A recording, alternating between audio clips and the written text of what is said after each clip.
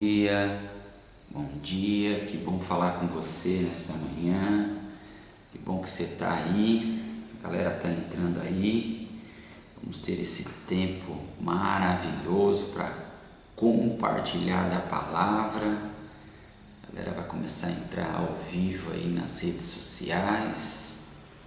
Bom dia, Lê, que bom, bom dia, bom dia, bom dia. Bom dia, o pessoal está entrando aí nas redes sociais, estamos ao vivo e vamos compartilhar de mais um dia das Escrituras. E bom estar aqui com você no Instagram, no Face, no YouTube, nos canais, aqui no podcast, fazendo aqui também uma transmissão e gravação, né? A pouco vai ficar tudo no ar aí, mas que bom que você está entrando aí.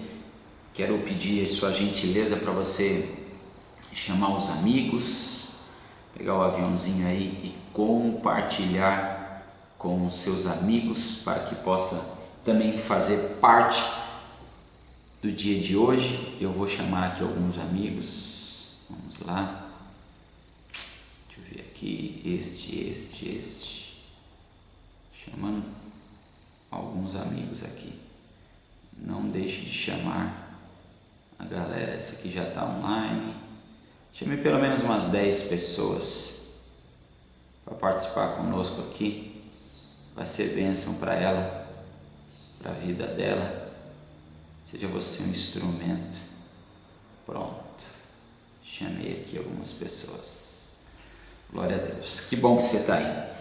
Hoje nós vamos falar, 21º dia, olha onde nós já chegamos, amado. Você imaginava passar já 21 dias de uma vida com propósito? Essa quarentena tem sido um tempo que a gente está sendo trabalhado, Deus está trabalhando em nossos corações, Deus está trazendo palavras preciosas, e hoje eu venho falar sobre um assunto que é um pouco delicado, mas ele é importante, né? Ele é vital para mim e para você.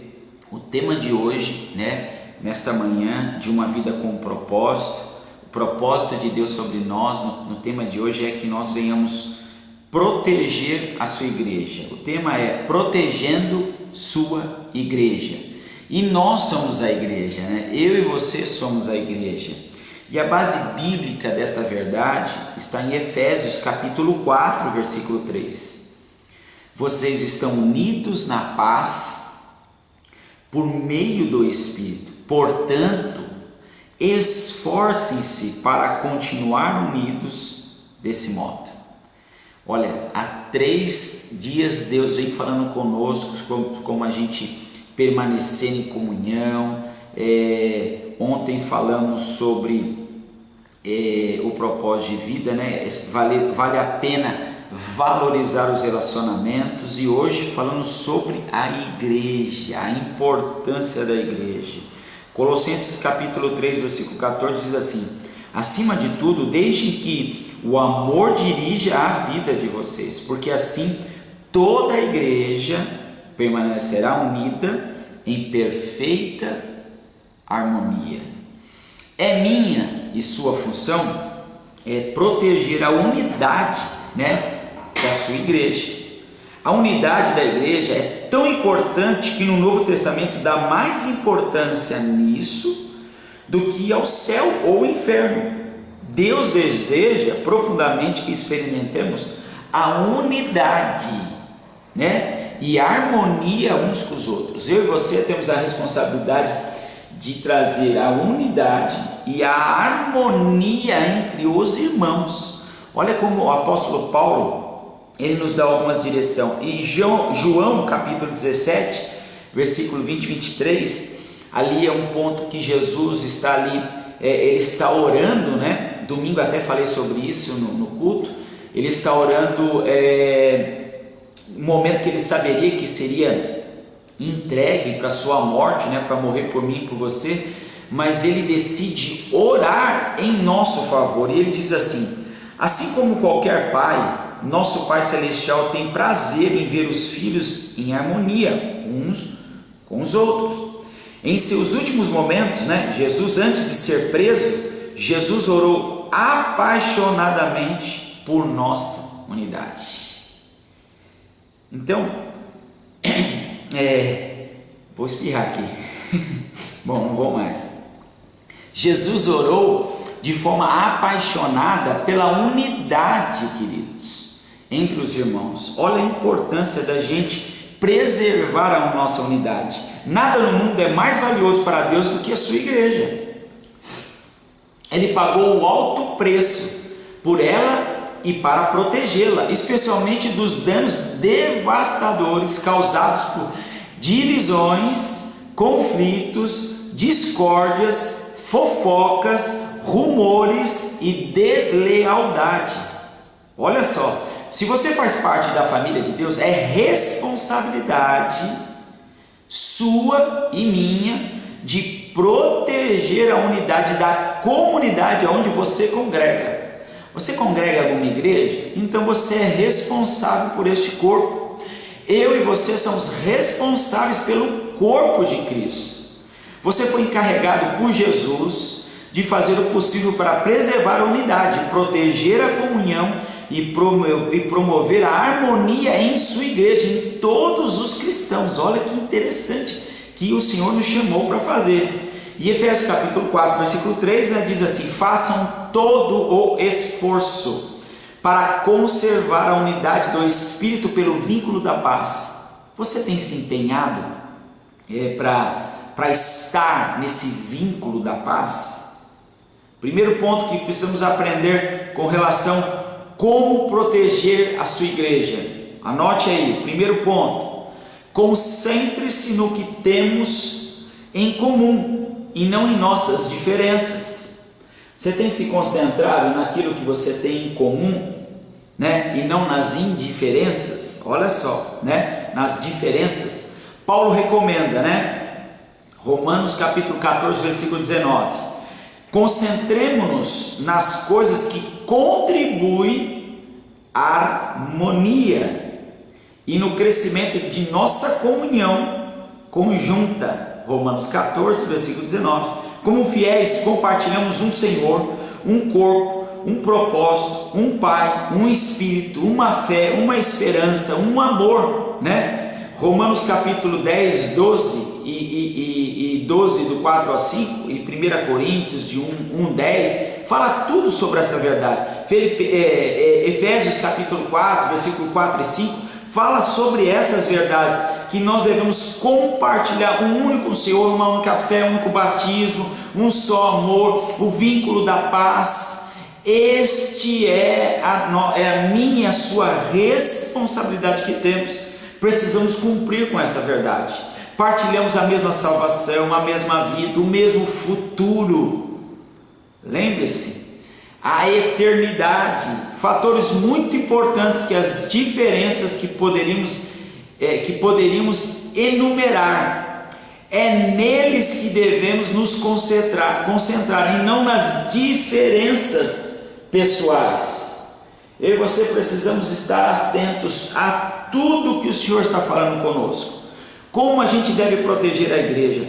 Precisamos nos manter concentrados, né, no que é mais importante. Aprenda a amar uns aos outros. Lembre-se dos 2 mandamentos: amar a Deus acima de todas as coisas e amar o nosso irmão como a nós mesmos. Isto é proteger a igreja, isso é proteger o nosso coração do mundo externo, né?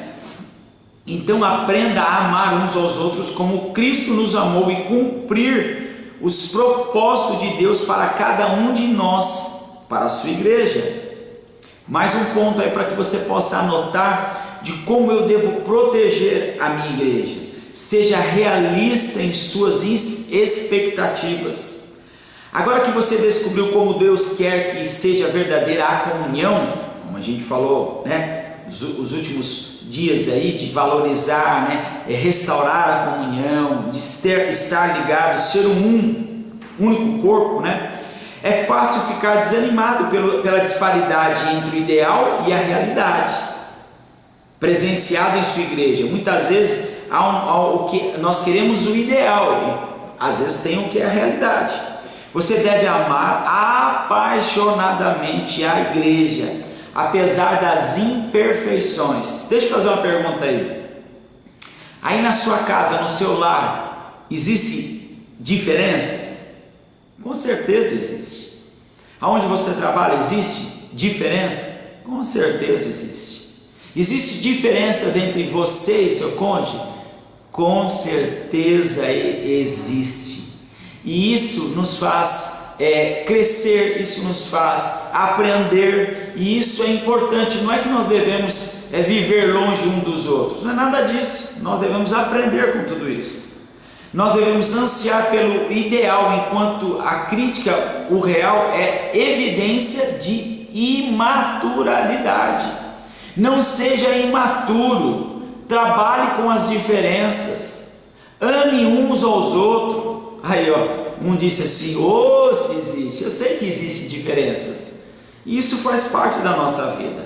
Em contrapartida, conformar-se com o real, sem lutar pelo ideal, é complacência. A maturidade está em conviver com essa tensão. Precisamos ser maduros. Outros fiéis irão decepcioná-los e desiludi-los, mas isso não é desculpa para deixar de ter comunhão com eles. Olha só, precisamos respeitar uns aos outros. Estão dizendo aí nos comentários, é isso aí. Eles são sua família, mesmo quando não agem como tal. É como o cônjuge. Quando o cônjuge é diferente de você, ele continua sendo seu cônjuge. Não é verdade? Olha que interessante que o autor diz aqui, né? Eles são sua família, mesmo quando agem como tal. E você não pode simplesmente abandoná-los. Em vez disso, Deus nos orienta. Sejam pacientes uns com os outros, fazendo concessões às falhas uns dos outros, por causa do amor que há em vocês. Efésios capítulo 4, versículo 2. Agora eu quero chamar a sua atenção aqui numa situação. Às vezes eu e você, nós ficamos desiludidos com a igreja. Eu tenho certeza que você já decepcionou em algum momento, em alguma área. Olha só, por muitas razões compreensíveis. A lista pode ser bastante longa: conflitos, mágoas, hipocrisia, negligência, mesquinharias, legalismo ou outros pecados. Vai vendo? Estão dizendo para revelar aqui, Jesus, vai vendo? Em vez de ficarmos abalados e surpresos, devemos recordar que a igreja é constituída de pecadores de verdade. Ela é constituída por você que é pecador, que falha, que magoa, que entristece, que erra, que faz de tudo como outras pessoas. Não fique você pensando assim, não, eu sou certinho e eles estão todos errados. Eu não falo nada, eu não falo mal de ninguém, eu só comento. Quem diz fofoca ou quem diz coisas erradas é aquela turma. Eu só venho aqui trazer para orar. Vamos orar pelo irmão? Né? Tem uns que jogam o verde para colher o maduro. Não é assim? Assim é a igreja, queridos. Não desista dela não, porque você é a igreja. Você é a pessoa que muitas vezes está dizendo algo que não deve dizer. É isso mesmo. Não caia da cadeira não, fique firme aí, porque é uma realidade. E que hoje o Senhor possa mudar a sua forma de pensar, que você possa ser curado, que você possa ser liberto, que você possa entender qual é o seu papel como igreja, porque você faz parte desta igreja. Olha aí, olha para o seu irmão do lado aí, diz alguma coisa. É verdade, é isso aí. Olha só, a igreja ela é constituída por pessoas falhas, né? Por isso, pecadores de verdade, entre os quais nos incluímos. Por sermos pecadores, magoamos uns aos outros, às vezes intencionalmente e às vezes sem querer, né? Divorciar-se da igreja é o primeiro sinal de decepção ou desilusão e indica a nossa imaturidade. Então vamos saber tratar os problemas e começar conosco. Mais um ponto aí para você tomar nota. Prefira incentivar a criticar. É sempre mais fácil ficar de lado e atirar pedras. Olha só, naqueles que estão servindo a Deus, que se envolve e contribui. Olha só, é mais fácil você ficar de lado atacando pedra, né, do que se envolver e contribuir. Vai vendo. Deus nos adverte repetidamente que não critiquemos, comparemos ou julguemos uns aos outros. Mateus capítulo 5, versículo 9. Criticar o trabalho que o outro irmão está fazendo pela fé e com sincera convicção é interferir nos assuntos de Deus. Então, amigão, se você está criticando ao invés de ajudar, deixa eu dizer uma coisa para você. Você está atrapalhando o que Deus quer fazer. Olha só, que direito você tem de criticar o servo, né? O serviço de alguém? Somente Deus pode decidir se ele está fazendo o que é certo ou não. Romanos 14, 4. Paulo acrescenta que não devemos julgar nem desprezar irmãos com convicção distintas das nossas. Porque você critica as ações do seu irmão porque tenta fazer com que ele pareça pequeno. Todos seremos julgados um dia, não com base nos padrões uns dos outros, nem mesmo nossos próprios padrões, mas pelo julgamento de Deus. Romanos 14, 10. Sempre que julga um irmão, 4 coisas acontecem instantaneamente conosco. Olha isso. Primeira, perco minha comunhão com Deus. Segunda, exponho meu orgulho e insegurança.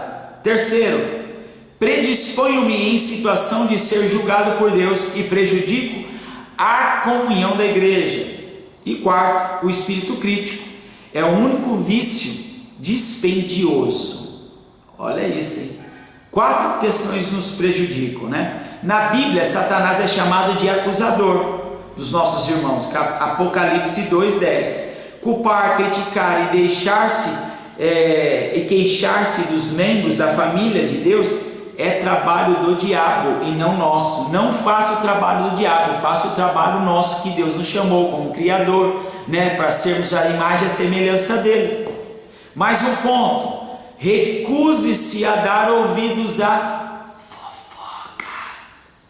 A fofoca, não participe de fofoca. Hoje a live está, ó, descendo o bambu em nós aí, ó.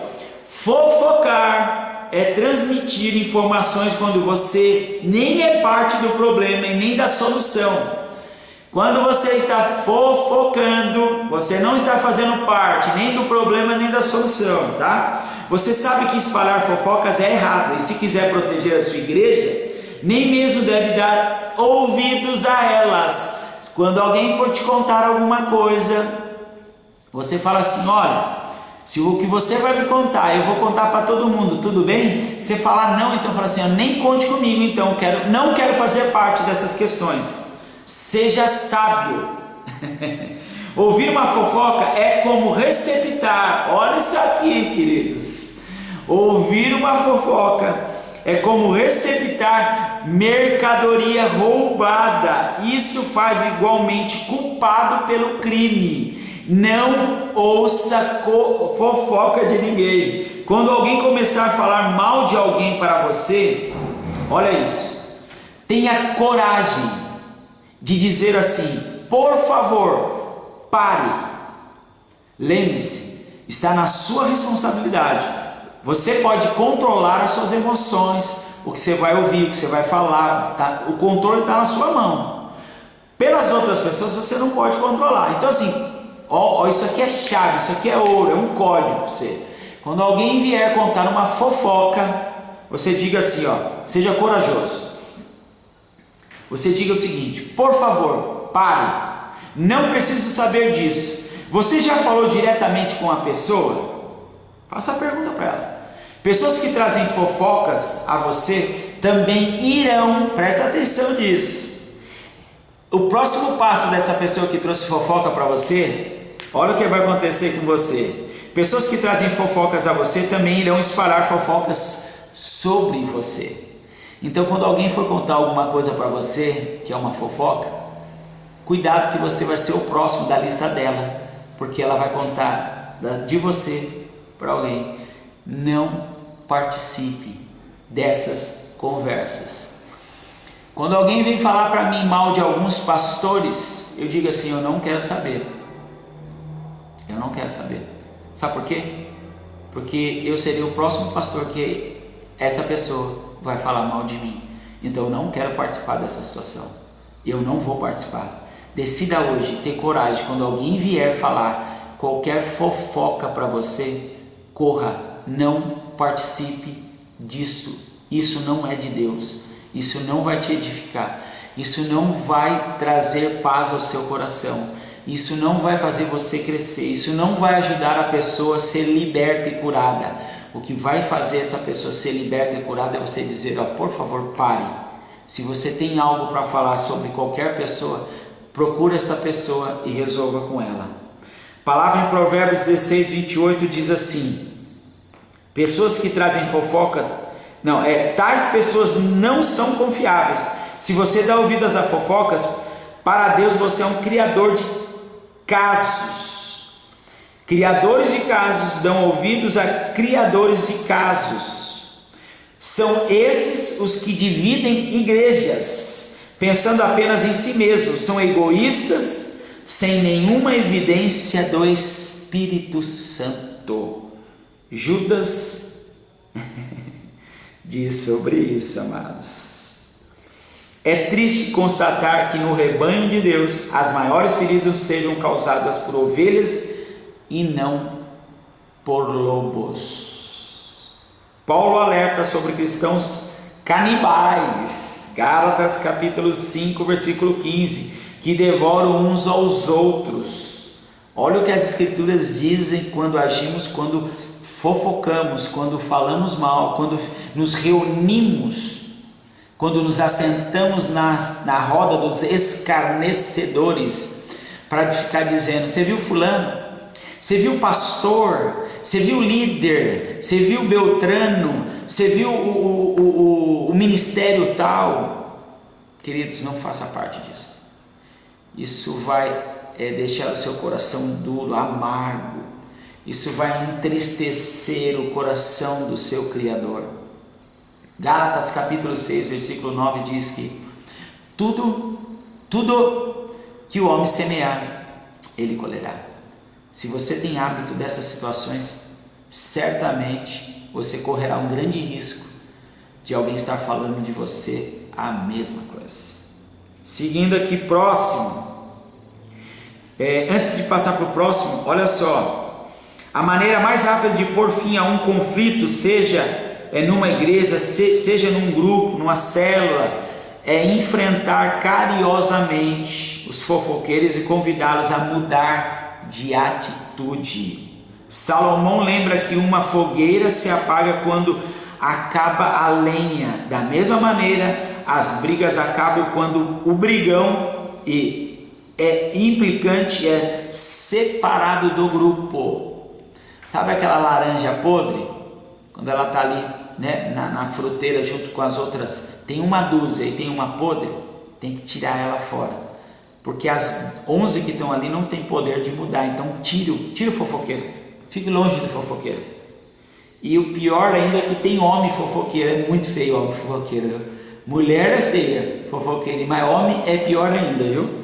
Vida que segue, vamos embora. Próximo. Pratique os métodos de Deus para soluções dos conflitos e dos fofoqueiros. Se um dos que dizem ser irmão na fé prejudicar você, converse com ele. Consertem a situação entre vocês. Se ele ouvir, você fez um amigo. Se ele não ouvir, tome testemunhas, 2 pessoas, para que a presença das testemunhas torne auto legítimo e tente de novo. Se ainda assim ele não ouvir, leve o caso à igreja. Mateus 18, 15 ao 17. Se alguém está falando mentira, você vai lá e tenta resolver. Se ele persistir, pegue uma testemunha e vai junto. Se ele persistir, você leve ele à igreja, leve ele aos líderes, pastores e presbíteros, e vamos resolver isso de uma vez por todas. A conversa em particular é sempre o primeiro passo, e você deve fazer o mais breve possível. Se você não fazer, se você não for capaz de resolver o assunto sozinho, faça o seguinte: traga a testemunha. Se você não conseguir a reconciliação, porque ontem nós aprendemos que Deus nos deu, através do seu Filho amado, o ministério da reconciliação. Então nós temos o ministério e precisamos pôr em prática. Isso não é para pastores e mestres, apóstolos, é para todos, é para cristão. Nós temos o ministério da reconciliação, e se a gente não conseguir, leve à igreja, como está lá escrito em Mateus 18. Próximo ponto. Isso aqui é fundamental, amados. Anota esse negócio aqui, que é poderoso, que eu vou dizer para você. Independente de onde você está congregando, apoie o seu pastor. Estou dizendo aqui, é muito sério. Apoie. Próximo ponto é aqui, apoie o seu pastor e outros líderes. Não existe líder perfeito. Hello? Não existe pastor perfeito, assim como não existe líder perfeito, como não existe ovelha perfeita, como não existe ministério de louvor perfeito, não existe a igreja perfeita. Porque se existisse, nós não iríamos sair do jardim do Éden, porque erramos, falhamos. Nós não iríamos precisar da obra da cruz. Nós não íamos precisar de Jesus, o Salvador. Entendeu? Então eu e você, independente das nossas responsabilidades e atribuições, não existe pessoas perfeitas. Porém, eu e você temos uma responsabilidade. Proteja o seu líder e o seu pastor da igreja que você faz parte. Olha só o que Deus nos dá aqui. Não existem líderes perfeitos, mas Deus concede líderes de responsabilidade e de autoridade. Eu sugiro você ler hoje. Vai ler, acho que é Romanos capítulo 13. É isso mesmo. Leia Romanos capítulo 13 para você entender sobre autoridade. Deixa eu até pegar aqui para não falar bobagem, mas eu creio que é isso mesmo. Vamos lá. Romanos 13. O desafio de hoje é ler Romanos 13. Isso é importantíssimo. Olha só, você tem a responsabilidade, como eu tenho, para manter a unidade da igreja. Durante conflitos interpessoais, esse é o trabalho ingrato, mas o pastor tem a desagradável tarefa de agir como mediador entre membros ressentidos e imaturos que desviam a direção da igreja e vivem em conflito. Sejam obedientes aos seus pastores. Olha isso, ouçam os conselhos deles. Eles estão atentos às condições da vida de vocês e trabalham sobre a estrita supervisão de Deus. Contribuam para que a liderança deles seja alegre e não penosa, porque torna as coisas mais difíceis. Hebreus 13, 17. Sugiro também você ler Hebreus 13. É algo poderoso para você aprender. Os pastores um dia estarão diante de Deus. Preste atenção, amados, vocês vão amar isso aqui, Os pastores um dia estarão diante de Deus para prestar conta sobre responsabilidade de zelar por vocês. Eles cuidam de vocês como quem devem prestar contas. Hebreus 13, 17. Eu um dia vou prestar contas de vocês, queridos. Amém? Agora vem uma outra notícia. Você deve estar dando glória a Deus aí, pulando, fervendo. Isso, fala Deus, fala Jeová, fala Deus, é isso Deus. Não é verdade? Você não está assim? Glória a Deus, amém, aleluia. Eita Deus poderoso. Agora vem a segunda parte. Mas você que está me ouvindo aqui também terá que se explicar. Você será chamado um dia e vai prestar contas a Deus sobre o seu comportamento com relação ao seu pastor e aos seus líderes. Então não pense que só nós pastores vamos chegar lá e falar assim: ó, aqui está o seu rebanho, que o Senhor confiou a mim, e eu cuidei, e eu me empenhei, e eu amei, eu protegi, eu fiz de tudo para que eles pudessem ser apresentados. E depois disso, Deus vai chamar o rebanho e vai falar assim: o que é que você fez com os seus pastores e líderes? Por que é que você agiu desta forma? Então, amados, a palavra diz lá em Hebreus capítulo 12, versículo... Hebreus 4:12. A palavra de Deus, ela é mais afiada do que uma espada de dois gumes. Ela corta para cima, ela corta para baixo. Então, da mesma forma que Deus vai medir os pastores e líderes, Deus vai medir todo o seu rebanho. Então, cuidado aonde que é que você está falando e de quem você está falando. Não se reúna na casa das pessoas, não se reúna em almoço para falar mal da liderança, e nem do seu pastor, e nem do seu liderado. Esta é a palavra para mim e também para vós, que vamos crescer no dia de hoje. Hebreus capítulo 13, versículo 17. A Bíblia instrui, tanto os pastores, olha aí, ela instrui tanto os pastores como nós que somos os liderados, para não promover a dissensão no meio da igreja. Eles devem evitar discussões e ensinar gentilmente o caminho inverso. Eu e você temos a responsabilidade juntos de conduzir o caminho correto, de forma gentil, amorosa, enquanto oramos para que os encrenqueiros mudem de atitude. Devemos admoestar os que promovem polêmicas, rogar por harmonia e unidade, repreender o que diz respeito à liderança e remover perturbadores da igreja, caso não considerem os dois avisos mencionados. 2 Timóteo capítulo 2, do 14 ao 23, e Filipenses capítulo 4, versículo 2. Protegendo a igreja quando honramos os que servem o papel de líderes. Quer proteger a igreja? Você pode honrar quando você proteger o seu líder. Quase espirrei aqui de novo.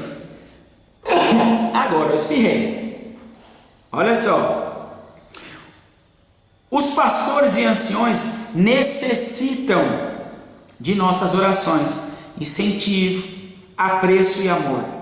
Recebemos a seguinte orientação: 1 Tessalonicenses capítulo 5, 12 ao 13. Agora, amigos, pedimos que vocês honrem os pastores e líderes que trabalham arduamente por vocês, a quem foi dada a responsabilidade de encorajar, orientar vocês à obediência. Tenham toda a consideração e amor por eles. Sabe quem está dizendo isso? É as Escrituras, não sou eu, é as Escrituras. Desafio você a aceitar a responsabilidade de proteger e promover a união em sua igreja. Empenhe-se nesse objetivo com todas as suas forças. Deus irá se agradar disso. Nem sempre será fácil.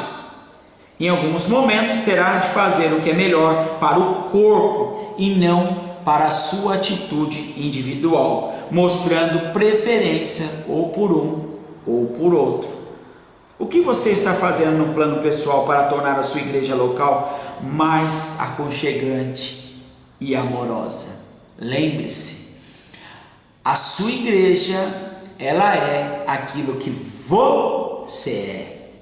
A comunidade da graça, a comunidade onde você faz parte, a responsabilidade, ela é sua de como ela é. Então, se você está murmurando, não é o caso da comunidade da graça em Arujá, eu tenho certeza. Se você está murmurando, se você está participando de dissensões, de fofoca santa, que de santa não tem nada, essa é a igreja que você é, aonde você congrega, porque é o que você tem vivido. Palavra dura hoje, porém poderosa. Muitas pessoas em sua comunidade estão em busca de amor e de um lugar a qual quer pertencer. A verdade é que todo mundo precisa e quer ser amado. E quando alguém encontra uma igreja em que os membros verdadeiramente amam uns aos outros e se importam uns com os outros, somente portas trancadas poderiam mantê-lo do lado de fora. Pensando um pouquinho aqui sobre o nosso propósito de vida, que hoje falamos no 21º dia, protegendo a sua igreja. Que eu e você possamos refletir o que aprendemos aqui. Olha só, tema para reflexão: tenho responsabilidade de proteger a unidade da minha igreja. Um versículo para você memorizar. Diz assim, está dizendo assim o seguinte: portanto, concentremo-nos nas coisas que contribuem para a harmonia e no crescimento de nossa comunhão conjunta. Romanos 14, versículo 19. E a pergunta final aqui é: o que estou fazendo pessoalmente para proteger a unidade da minha família eclesiástica neste exato momento? Lembre-se, a igreja é aquilo que eu sou, porque eu sou a igreja. Que nesta manhã eu e você possamos crescer como igreja e proteger, trazer um ambiente amoroso, aconchegante para a nossa igreja, onde nós vivemos. Vamos orar, queridos? Pai, neste dia o Senhor nos ensine e nos livra de viver uma vida fora do Teu propósito, Pai. Ajuda-nos a permanecer como igreja, guardar a igreja e proteger a igreja que somos. Livra-nos de fofoca, livra-nos, Senhor, de intriga, livra-nos, Senhor, de discussões, dissensões, separações e divisões. O Senhor não veio para esse propósito e nós não fomos criados para esse propósito. Nós temos a mente de Cristo, nós temos o Senhor que nos governa e nos traga clareza com relação a tudo isso, e nós não iremos participar da roda dos escarnecedores, em nome de Jesus. Amém. Estamos finalizando aqui mais um dia. Eu amo você e que você possa ter um dia poderoso na presença do Senhor, em nome de Jesus. E antes da gente finalizar, vamos tirar um print aqui para ficar registrado. Registrado aqui nosso encontro. Maravilha. Um beijo no seu coração. E amanhã vamos partir para um terceiro propósito. Você foi criado para se tornar semelhante a Cristo. Eu amo você e quero te ajudar no que for preciso. Tamo junto. Nós somos a Igreja de Cristo poderosa. Vocês são maravilhosos e tamo junto até depois do fim. Até já. Pessoal do Face também. Tchau para vocês, queridos. Até mais. YouTube também.